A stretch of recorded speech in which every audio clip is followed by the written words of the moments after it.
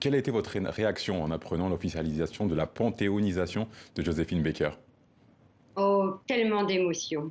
C'est quelque chose qui dit qu'il y a l'esprit de Joséphine Baker qui est en nous.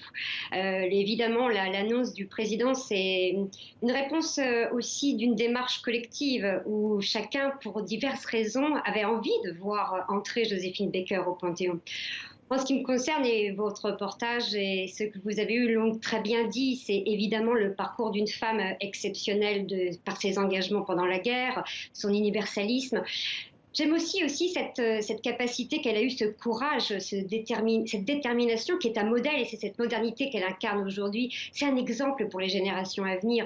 Joséphine Baker, elle est partie de rien, elle est devenue une star internationale. La campagne, elle s'est appelée Oser Joséphine, parce qu'en fait, le message, c'est aussi de dire, avec cette entrée de Joséphine Baker, la nation, elle vous accueille, vous pouvez lui rendre, mais osez surtout être vous-même, être libre. Ce sont les valeurs de la République aussi. Donc voilà, elle est très touchante, elle a cette capacité à toujours se dépasser et je trouve que c'est un message très très fort pour les générations à venir et un message laïque aussi, d'être libre de croire, de ne pas croire, un message porté pour les jeunes générations.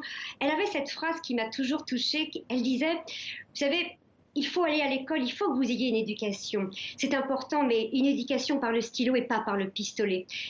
C'était quand même une femme qui incarne la paix aussi. Et c'est pour ça que je suis touchée, et comme évidemment vous l'imaginez, tous les membres de ce collectif, artistes, hommes politiques qui ont bien voulu, et femmes politiques qui ont bien voulu nous rejoindre dans cette aventure humaine.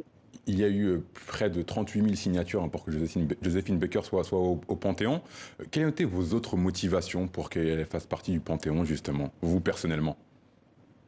Bah, écoutez, ouais, je crois que je viens d'en donner quelques raisons. Moi, personnellement, est-ce que c'est parce qu'elle est femme? Je dirais oui, mais pas seulement. Est-ce parce que c'est une femme de couleur? Et je crois que moi, mais ce qui m'intéresse et ce qui me préoccupe, c'est par cette entrée de Joséphine Baker, c'est de faire ressurgir cet esprit des Lumières. C'est une lumière, Joséphine Baker. Et son combat contre l'obscurantisme, puisque de toute façon, son combat contre le racisme, l'intolérance, l'antisémitisme, malheureusement, c'est toujours d'actualité. Donc, c'est de réenchanter, en fait, cette entrée au Panthéon. C'est aussi une manière de passer un message fort et de dire à la nation qui vous protège, mais Joséphine est une femme, mais au-delà d'une femme, c'est une allégorie de la nation. Et comment le président a reçu finalement cette demande? Il y a eu une demande initiale de la famille en 2013, mais comment il a reçu justement cette demande du collectif Oser Joséphine? Eh bien, ça s'est fait de plusieurs manières. La campagne, il y a 2 ans, Laurent Kupferman avait lancé la pétition.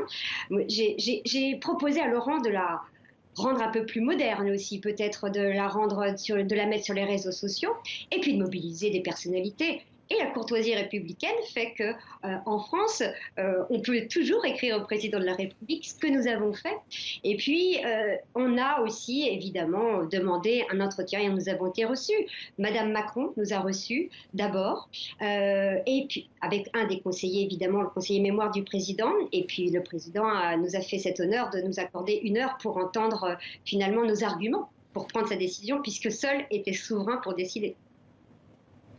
C'est la 6e femme à entrer au Panthéon, la première femme noire. Est-ce que ça peut changer des choses dans l'avenir sur 81 personnalités? Mais oui, je pense qu'en fait, tout ça est symbole. Donc, finalement, le message qui est envoyé avec cette panthéonisation, je pense qu'il y a une nécessité, si vous voulez, par son entrée, à se servir aussi de cette entrée pour faire ressortir ce message en dehors du Panthéon.